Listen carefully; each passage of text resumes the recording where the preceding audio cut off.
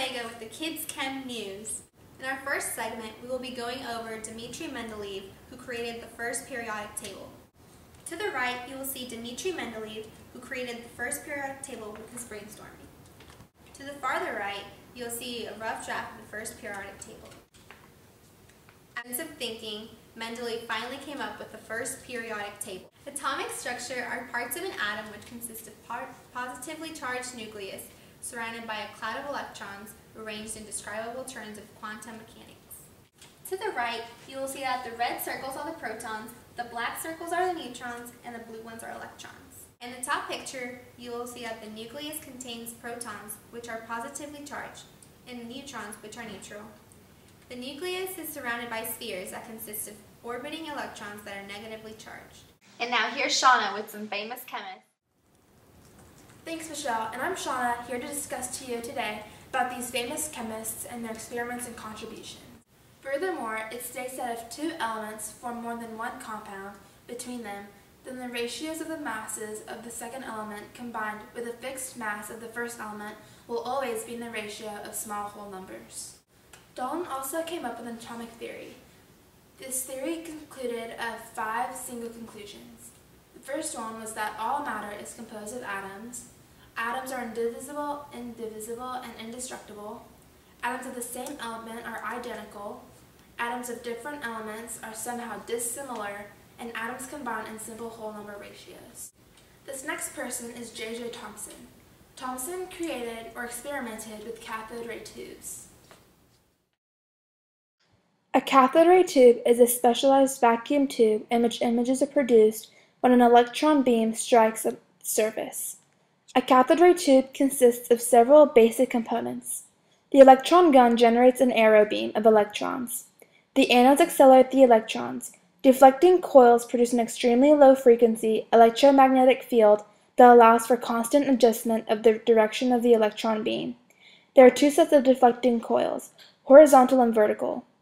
The intensity of the beam can be varied. The electron beam produces a tiny, bright, visible spot when it strikes the phosphor-coated screen. To produce an image on the screen, complex signals are applied to the deflecting coils, and also to the apparatus that controls the intensity of the electron beam. This causes the spot to race across the screen from left to right to left, and from top to bottom, in a sequence of horizontal lines called the raster. As viewed from the front of the cathode ray tube, the spot moves in a pattern similar to the way our eyes move when you read a single-column page of text. Thomson came up with an atomic model. He called this the plum pudding model. He viewed this atom as a sphere of positively charged material, and with each positively charged material was a negative electron. And this is Robert Millikan, and he is famous for the oil drop experiment. He decided that the charge of a single electron is 1.6 times 10 to the negative 19th coulombs. Ernest Rutherford came up with the famous gold foil experiment. At a thin sheet of gold foil, Rutherford fired positively charged radiation. To conclude that most of the atom is empty space, most of the particles went through the foil without meddling. Now to Elise with quantum mechanics. Thank you, Shana. I'm Elise with the final and funnest segment of today's broadcast. I will be discussing about the quantum mechanics. What is that, you ask? Well, quantum mechanics is a division of physics providing a mathematical description of the wave-particle duality of matter and energy.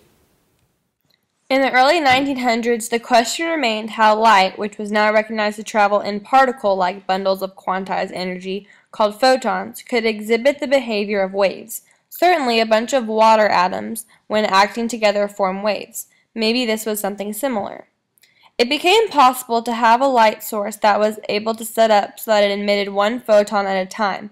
This would be literally like hurling microscopic balls bearing through the slits. By setting up a screen that was sensitive enough to detect a single photon, you could determine whether there were or were not interference pattern in this case. One way to do this is to have a sensible film set up and run the experiment over a period of time, and then look at the film and see what the pattern of light on the screen is. Just as an experiment was performed, and, in fact, it matched Young's version identically, alternating light and dark bands seemingly resulted from wave interference. Now assume that you conduct the same experiment with one change. You place a detector that can tell whether or not the photon passes through a given slit. If we know the photon passes through one slit, then it cannot pass through the other slit to interfere with itself. It turns out that when you add the detector, the bands disappear. You perform the exact same experiment but only add a simple measurement of an earlier phase, and the result of the experiment changes drastically. Something about the act of measuring with slit is used to remove the wave element completely. At this point, the photons acted exactly as we'd expect a particle to behave. The very uncertainty in position is related, somehow, to the manifestation of wave effects.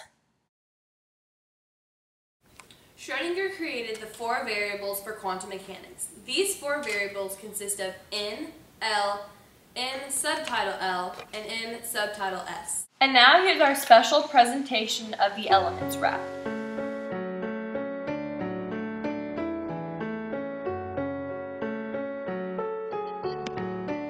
We can't pretend that the elements are organized so randomly. Think about the electrons, electrons, electrons. Family, similar properties are found vertically with the same valence electrons, electrons, electrons. Atomic numbers, count them 1, 2, 3. Organize a table periodically, going up and down, similar properties. Families are tight, elements are easy. A period is just a term for a row. They have the same show where the electrons go, but these elements are just not the same. Science is so cool and the other subjects lame. Hydrogen is number 1. It's only got 1 valence electron, and number 2 is helium. Inhale a balloon and sing a chipmunk song. Lithium's family is the alkalis, metals with reactivity that is high. Then after lithium, here comes beryllium, and metalloid boron is number 5. We can't pretend that the elements are organized so randomly. Think about the electrons, electrons, electrons. Family, similar properties are found vertically with the same valence electrons, electrons, electrons. Carbon symbol is the letter C. Nitrogen's a gas that we can't see. Oxygen is what we breathe, and fluorine helps make stronger teeth. Street lights flash bright, filled with neon.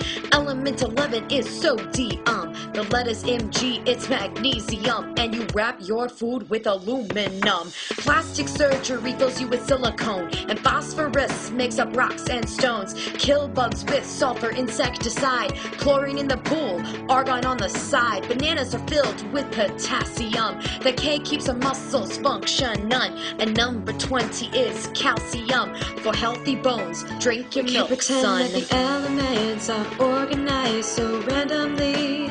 Think about the electrons, electrons, electrons. Family, similar properties are found vertically with the same valence electrons, electrons, electrons. Hydrogen and helium, lithium, beryllium, and boron, carbon and nitrogen, oxygen and fluorine and neon, sodium and magnesium, aluminum and silicone, phosphorus, sulfur, chlorine, and argon, potassium and calcium. That's 1 through 20, and now I'm done.